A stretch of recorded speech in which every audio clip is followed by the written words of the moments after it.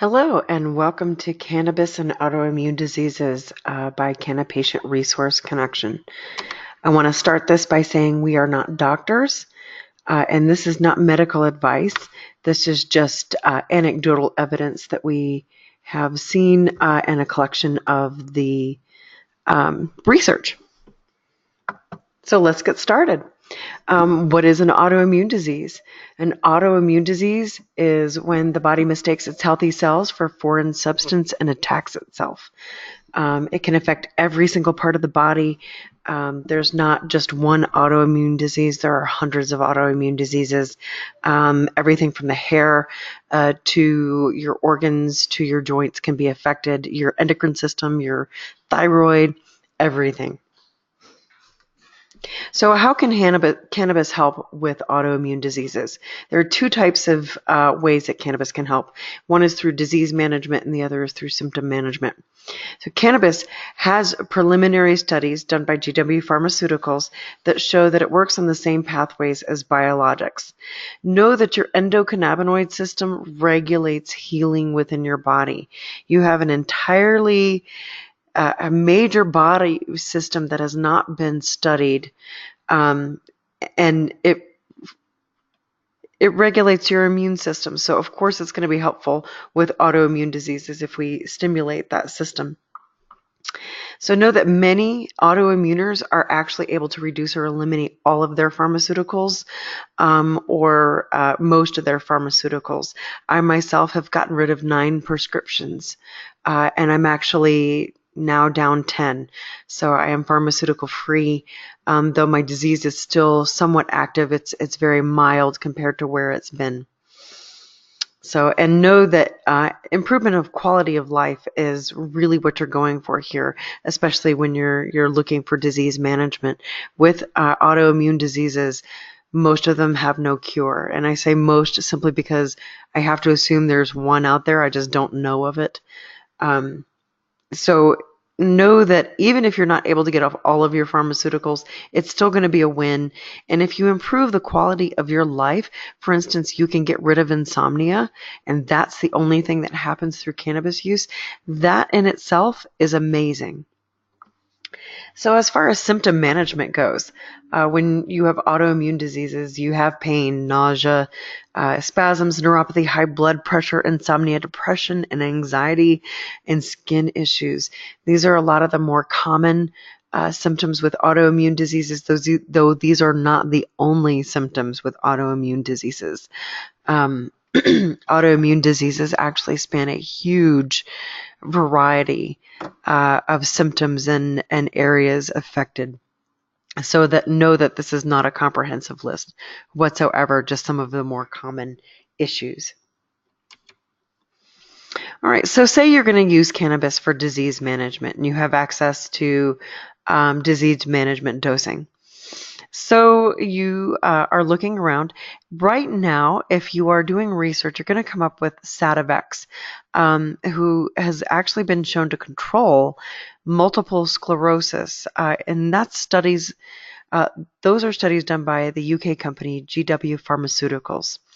Sativex actually has an on-label use for multiple sclerosis, and that is the only thing in the UK that it is prescribed for. It does have several off-label uses. However, multiple sclerosis was the big one that Sativex was designed for. With regard to other autoimmune diseases, THC and CBD in a 1-to-1 ratio has been shown to really help a great number of people. That seems to be one of those magic ratios. It doesn't help everybody, but it does help a lot of people. So if you need a starting point, know that 1-to-1 THC and CBD is always a great starting point. Also understand that this 1-to-1 ratio does not mean you neglect all the rest of the cannabinoids. There are hundreds of cannabinoids and terpenes in any given cannabis plant, and all of those are vital to creating the effect. So learning what the cannabinoids and what the terpenes do is essential. And if you would like to do that, please check out our cannabinoids and terpenes class that we have online. Again, it's a basics class. It only goes over a couple of the cannabinoids and a couple of the terpenes, but it's a starting point so that you know where to go with your research. So for disease management, know that consistent dosing is going to be needed. And you can't get this through inhaled medication. Unfortunately, lighting a joint is not going to help you with this. It'll help you with your symptoms, but it's not going to help control the disease. The other thing is, if you're not able to use it consistently, you will not be able to control your disease. So consistent dosing is the key to making sure that you are able to use it as a DMARD or disease management.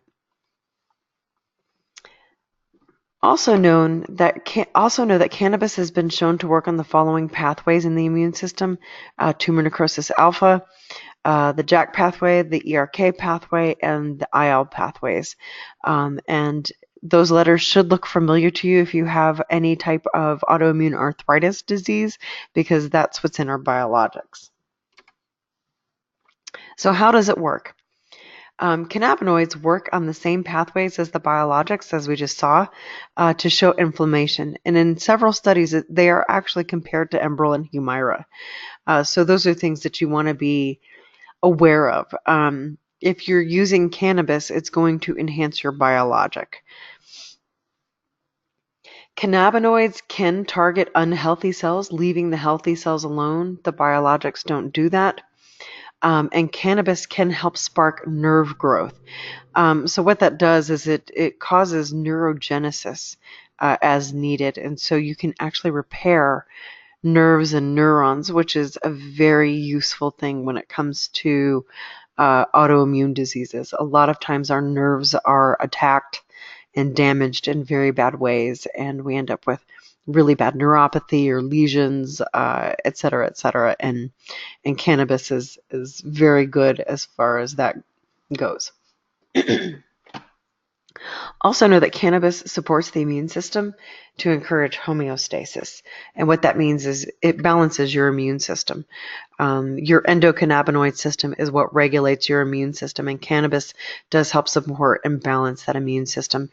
And just a word here, I know that most doctors will tell you not to take anything that stimulates the immune system, but there are a lot of things out there that stimulate the immune system, like orange juice. And the immune system has a lot of different pathways. So certain things may stimulate the immune system in a negative way, but this does not. This will go in and see what needs to happen and not necessarily stimulate it unless it needs to be stimulated.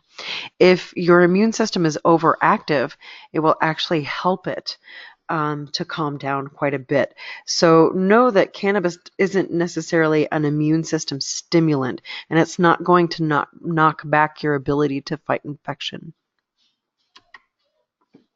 So dosing for disease management. If you're going to use this for disease management, know you may have to have access to a good amount of cannabis. I take more cannabis in a day than most rec users see in a month.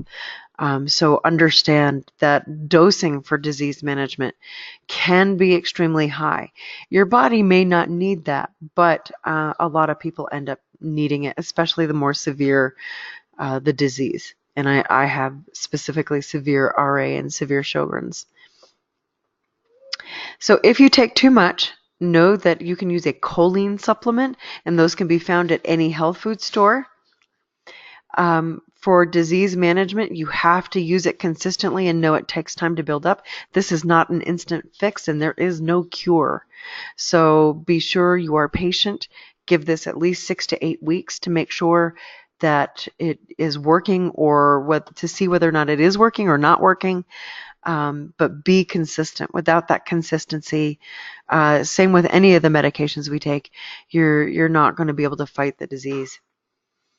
Dosing for disease management should be edible or ingested.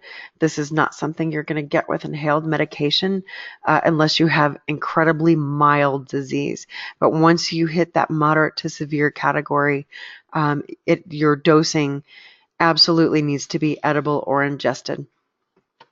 So for the first time ingesting any cannabis, start with 2 to 5 milligrams and wait 4 hours before dosing again. And the reason you do that is because edible cannabis is longer and stronger. It is not the same as inhaled cannabis. So the feeling that you get with inhaled cannabis is going to be completely different than the feeling that you get with edible cannabis. And if you take 2 edibles before that 4 hours is up, your dose may actually compound, which means you may have taken too much. And while you can't die from that, it is rather unpleasant to take too much THC. So know that you can build up to your individual dose and that there is no one size fits all. I can't sit here and tell you to take 10 milligrams of THC, 10 milligrams of CBD, 10 milligrams of CBN, and 10 milligrams of CBG, and you're going to be just fine. It doesn't work that way. You need to build up to your individual dose, and you need to find out what works for you. So for symptom management, a word here about disease management before we move on. Juicing, if you have access, and I didn't include it here because most people don't have access to it. If you have access to fresh plant material, including the buds, juicing 2 to 4 ounces every day has actually shown to help lupus and lupus symptoms. The lupus does return when you stop juicing because, cannabis is not a cure. However, it does help to mitigate the lupus symptoms if you juice. So if you have access to that, definitely try that. THCA is actually the cannabinoid that really is being looked at for autoimmune disease. So know, too, that if you have access to fresh cannabis, you should be looking at THCA and adding that into your diet. THCA threw me into a 2-year remission with my rheumatoid. Okay, let's move on to symptom management. All right, so pain. How you would treat pain, you would use FICO or edibles, inhaled concentrates, or topicals. And inhaled concentrates, those are for immediate and acute needs. So if you're having serious pain, you can go from flower up to concentrates. And if you need more information on these modalities and actually how to use medical cannabis, check out our beginner therapeutic cannabis class that is on YouTube as well. All right, so the cannabinoids for pain, THC, CBN, CBD, and CBG.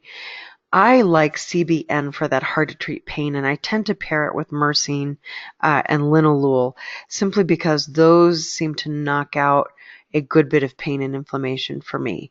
I have severe rheumatoid, and my inflammation is off the charts at times. So I use a lot of THC, THCA, and CBN. So the terpenes that I use for pain, and you can add these to, say, a topical, or you can make sure that you have strains of cannabis that have more of these in them. Or if you need more linalool, you could have a cup of jasmine tea. Myrcene is found in mangoes. But again, the terpenes are covered in the cannabinoids and terpenes class, as well as the cannabinoids. So these are some cannabinoids that you could add. Beta-caryophyllene is in copaiba oil and black pepper. So you can add those in there. Linalool is lavender. Myrcene is mangoes. All right, nausea. Nausea is something that we have a lot of because we have a lot of stomach issues associated with not only autoimmune disease, but the medications that we take. So the modality for nausea is inhaled for acute management, because I don't know about you, but if I'm nauseous, I'm not keeping anything down. If you can manage an edible, have that edible and then use the inhaled to try to keep the nausea at bay until the edible kicks in. The cannabinoids for nausea are THC, CBD, and THCV, and the terpenes are menthol, like mint, limonene, and pinene. Spasms. I have a lot of leg spasms. So the biggest thing that I use for spasms is topicals. I also use FICO, which is fully extracted cannabis oil, edibles and strong inhaled, so I will use concentrate sometimes. And I have seen concentrates actually stop muscle spasms in their tracks within just, a minute or two. So those are all useful ways.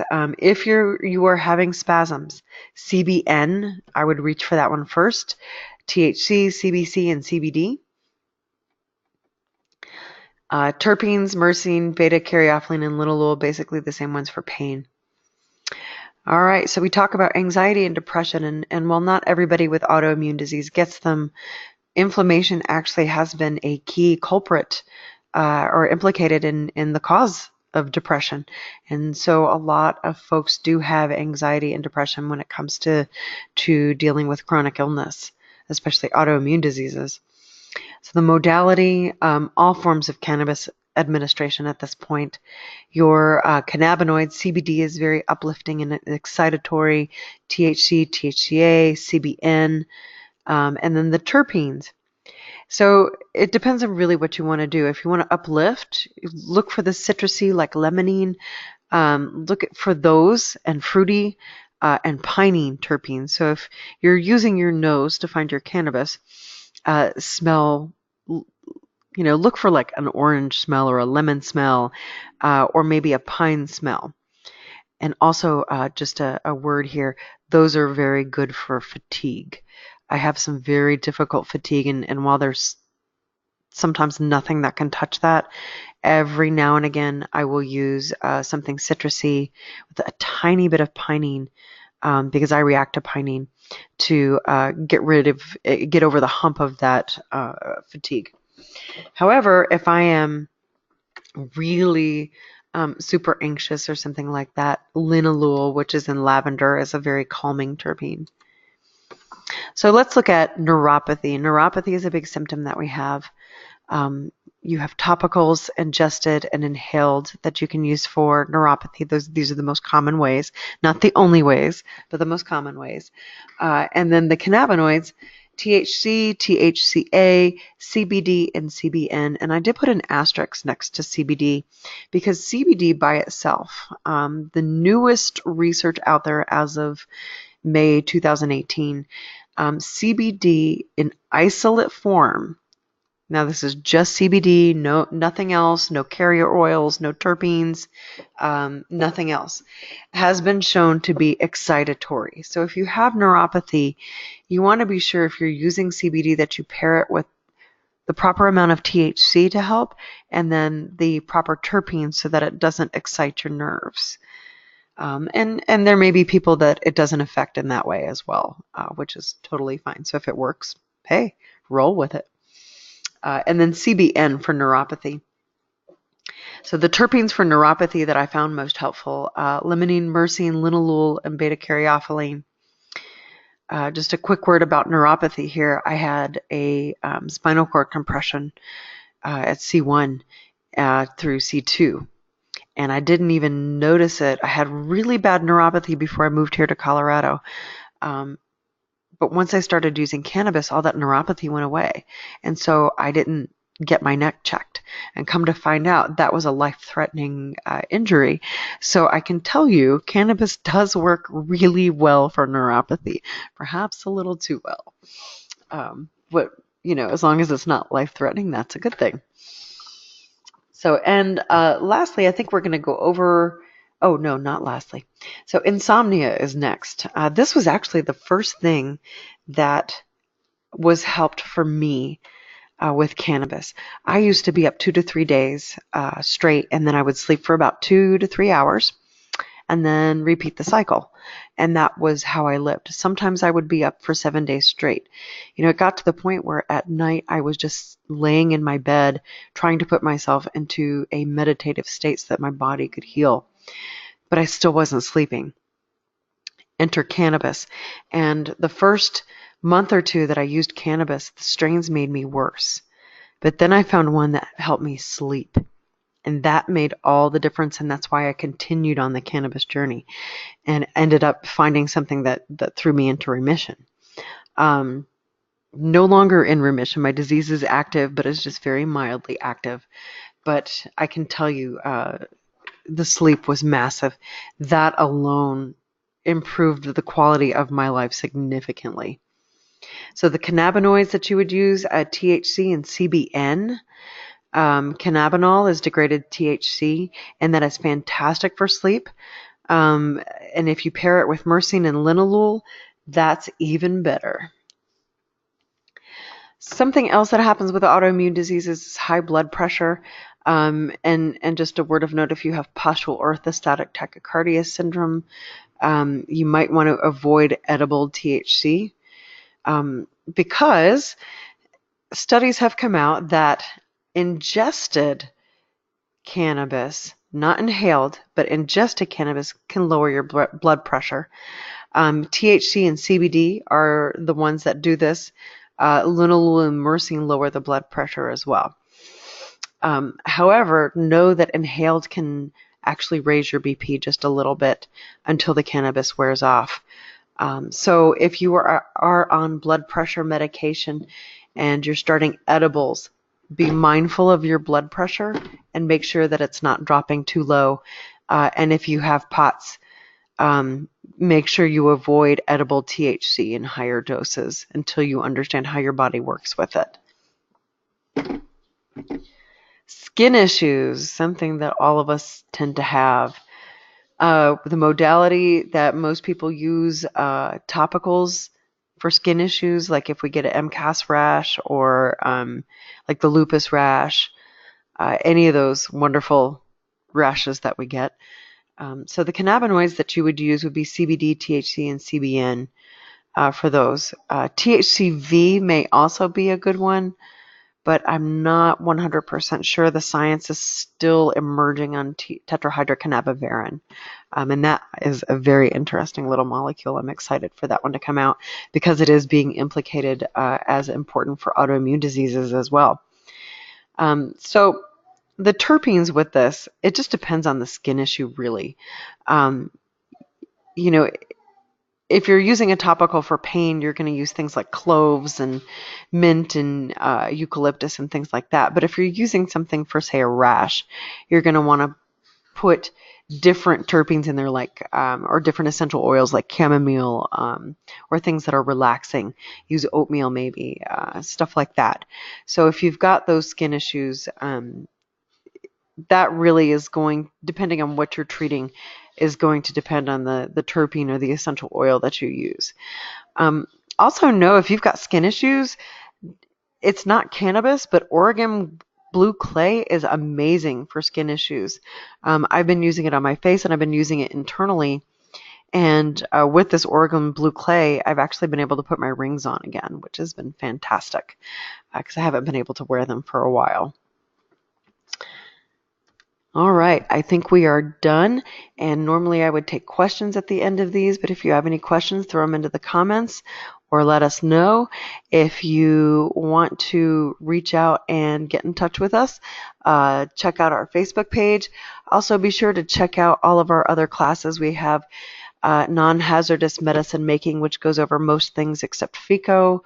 We have cannabinoids and terpenes, cannabis and cancer, and then beginner therapeutic cannabis is the other one we have on our YouTube channel. So be sure to check those out and check out our Facebook page and subscribe.